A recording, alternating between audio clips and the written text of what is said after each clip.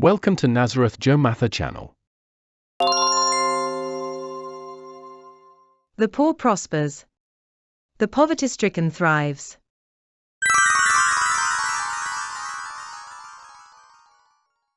Blessed be the Lord, the living God, who takes the little one from the dust and raises the humble from the dunghill.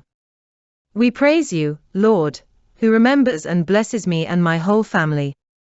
Change our state of poverty and make us rejoice as the wilderness, the dry land, and the desert prosper and rejoice in abundance.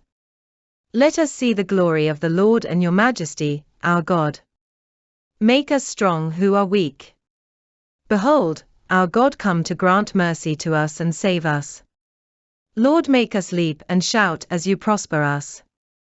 As waters flow in the desert and rivers flow in the wilderness, change our poverty and make us rich and prosperous.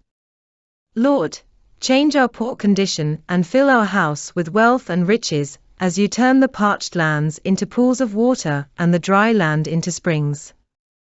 May you bless us, O Lord, so that we may sing for eternal joy and happiness.